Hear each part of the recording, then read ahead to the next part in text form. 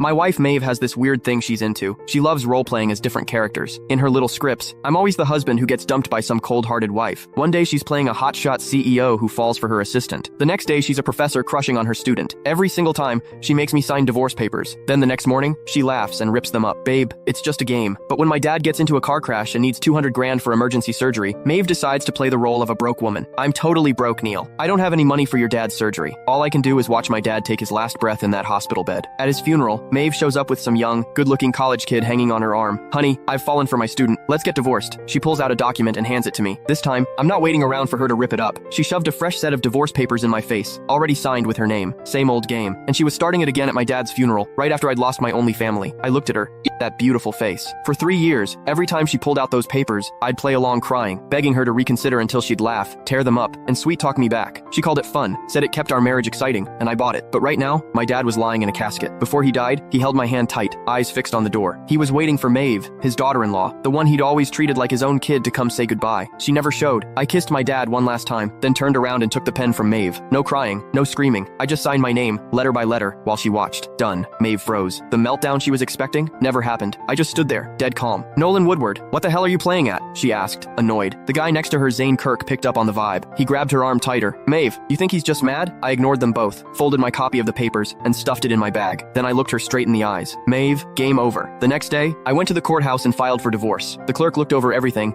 and processed it like it was just another Tuesday. When I checked my phone, it was blowing up with missed calls and texts from Maeve. Nolan, you've had your fun. Come home. I ripped up the papers. Let's just forget this happened. Did you seriously hang up on me? You're getting bold. The last one, from 30 minutes ago. If you don't come back right now, don't ever come back. I blocked her. I found a cheap apartment to rent. Once I got it cleaned up, I started looking for work. After we got married, Maeve had made me quit my job to be a stay-at-home husband, basically a prop in her dumb roleplay games. She said she loved me to her core, and that's why she wanted us to fall in love over and over, through different scenarios. She swore the cold, heartless women she played weren't the real her, just acting. Looking back now, pathetic. Maybe she was never acting. Maybe those cold, selfish masks were who she really was all along. When the court summons reached her, she called while I was in the middle of a job interview. Nolan, are you insane? You actually took this to court. I stepped into the hallway. We signed the papers, Maeve. This just speeds things up. Speeds things up? I'm telling you, you're not getting this divorce. Maeve, I cut in. My dad is dead. Silence. Then her voice went ice cold. I know, but that was his fate. You can't blame me for it. Games are games. Real life is real life. Can you not tell the difference? You're the one who can't tell the difference. I snapped and hung up. I went back to the interview. It was a basic admin job at a small company. The pay wasn't great, but it was enough to get by. I nailed the interview. Starting Monday. That night, I came home to find 2 people waiting outside my door, Maeve and Zane. Maeve looked furious. Zane stood back with this smug look, like he was enjoying the show. You've got some nerve, Nolan. You're actually serious about this?